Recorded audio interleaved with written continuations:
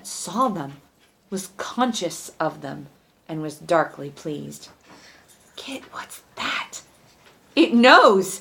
Kit's thoughts sang with alarm like a plucked string. It knows we're here. It shouldn't be able to, but Nita, the spell's not balanced for this. If that thing grabs us or holds us somehow, we won't be able to get back.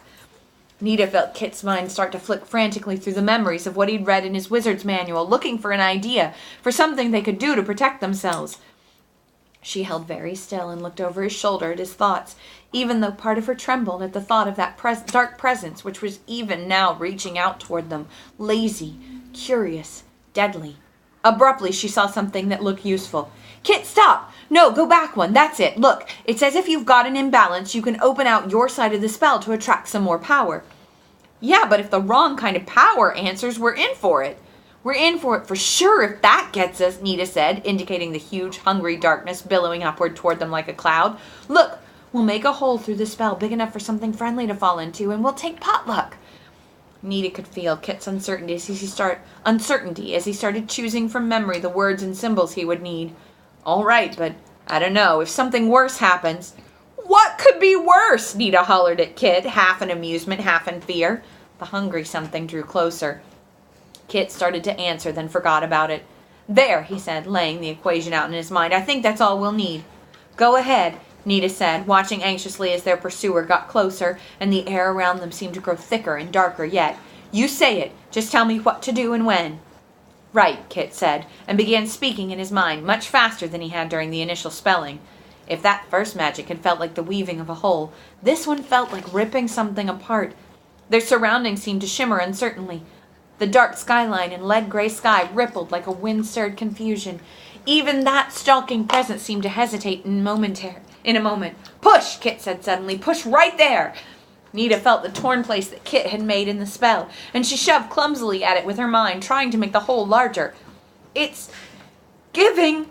Now hard, Kit said, and Nita pushed until pain stabbed and stabbed again behind where her eyes should have been.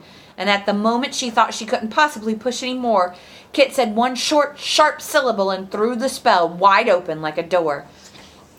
It was like standing at the core of a tornado which, rather than spinning you away to Oz, strips the roof off your home, opens the house walls out flat as the petals of a plaster flower, and leaves you standing confused and disbelieving in the heart of a howling of smoke and damned voices, or like moving through a room full of people, every one of whom tries to catch your eye and tell you the most important thing that ever happened to him.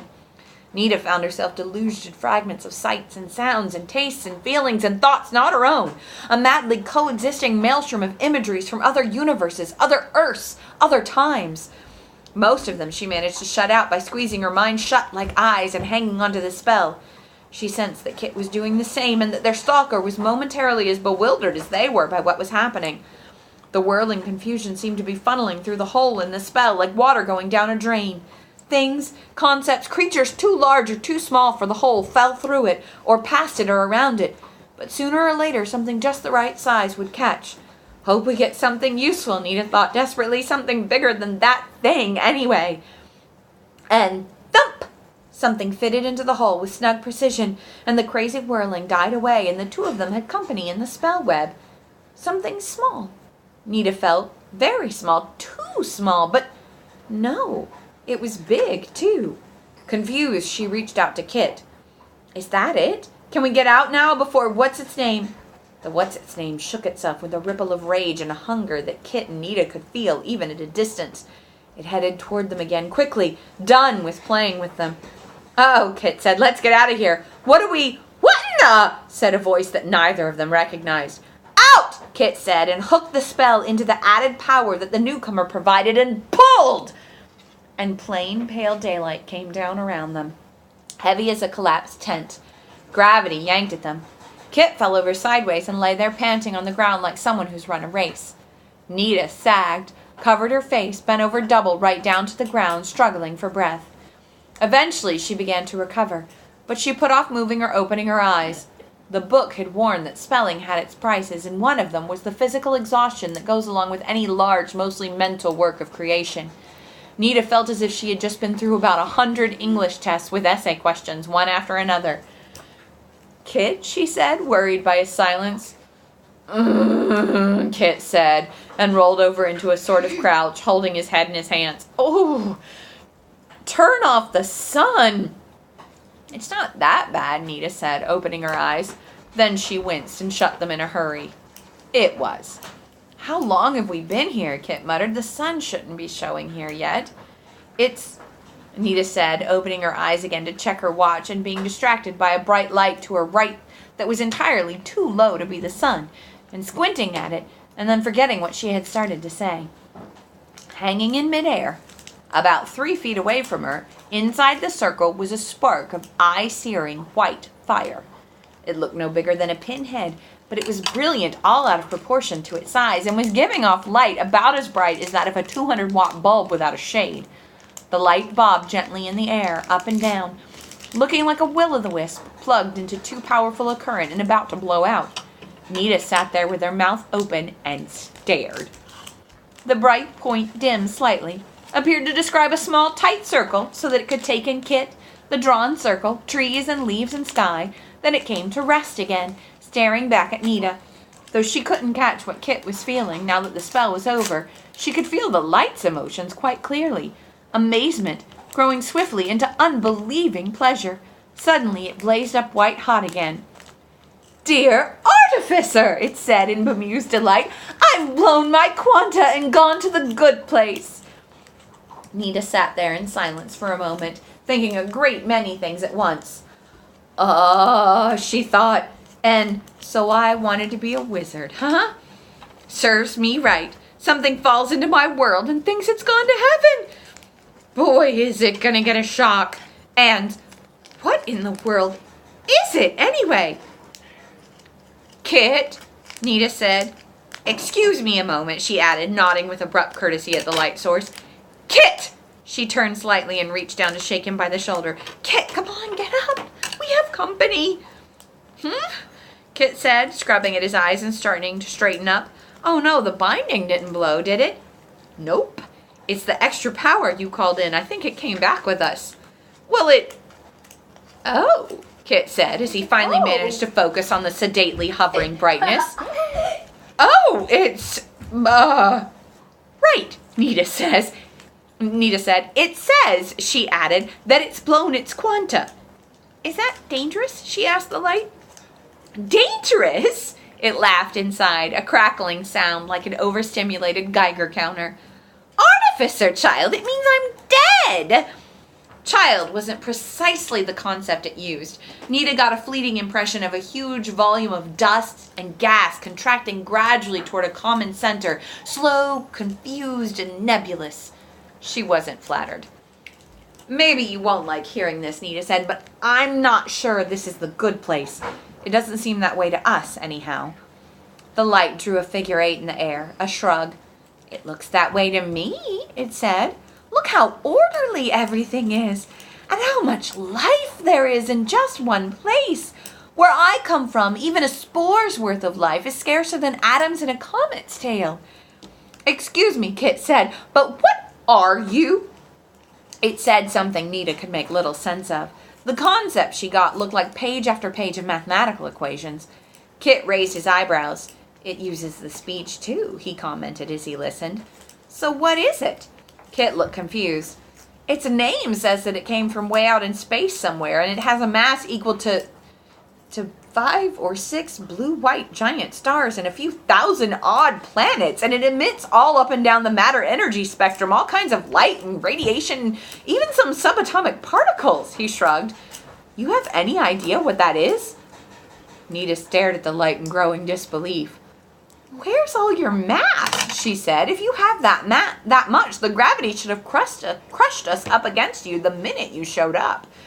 Elsewhere, the light said offhandedly, I have a singularity class temporospatial claudication. A warp, Nita whispered. A tunnel through space-time. Are you a white hole? It stopped bobbing, stared at her as if she had said something derogatory. Do I look like a hole? Do I look like a cloud of gas? Nita snapped back and then sighed. Her mouth was getting the better of her again. I'm sorry. That's just what we call your kind of, creature. because you act like a hole in the universe that light and radiation come through. I know you're not, really, but Kit, she said, turning, where's my pen? And where's the power you were after? Didn't the spell work? Spells always work, Kit said. That's what the book says. When you ask for something, you always get back something that'll help you solve your problem, or be the solution itself. He looked entirely confused. I asked for that power aura for me and your pen for you. That was all. If we got a white hole, it means he's the answer.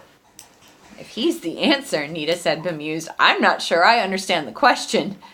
This is all fascinating, the white hole said, but I have to find a functional advisory nexus in a hurry. I found out that the naming of lights has gone missing, and I managed to find a paradimensional net with enough empty loci to get me to an advisory in a hurry. But something seems to have gone wrong. Somehow I don't think you're advisories. No, Kit said. I think we called you. You called me?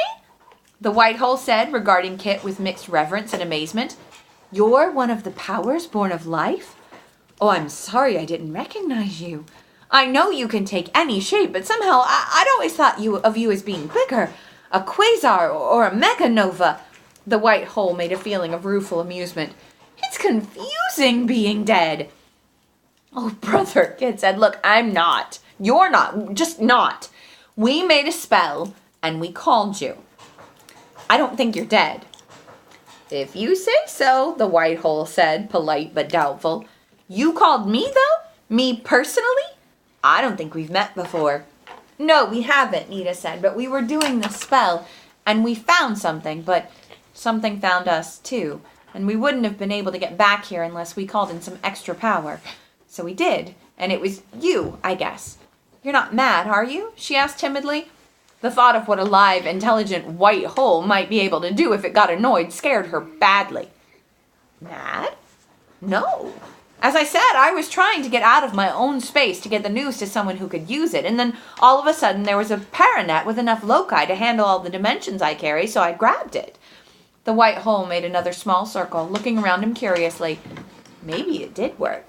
Are there advisories on this? What is this, anyway? Kit looked at Nita. Huh? This, the white hole said. All of this. He made another circle. Oh! A planet, Nita said. See, there's our star. She pointed, and the white hole rotated slightly to look. Artificer within us, he said. Maybe I have blown my quanta after all. I always wanted to see a planet, but I never got around to it. Habit, I guess. You get used to sitting around emitting x-rays after a while, and you don't think of doing something else. You want to see some? He asked suddenly. He sounded a little insecure. Maybe you better not, Nita said. How come? They're really pretty. We can't see them, and besides, we're not built to take hard radiation. Our atmosphere shuts most of it out. A real planet, the white hole said, wondering and delighted, with a real atmosphere. Well, if this is a planet, there has to be an advisory around here somewhere. Could you help me find one? Kit looked uncertainly at the white hole. Sure. But do you think you could help me find some power and Nita get her pen back? The white hole looked Kit up and down. Some potential, he muttered. I could probably have you emitting light pretty quickly if we work together on a regular basis. Maybe even some alpha. We'll see. What's a pen? What's your name? Kit said. I mean, we can't just call you hey you all the time. True, the white hole said. My name is and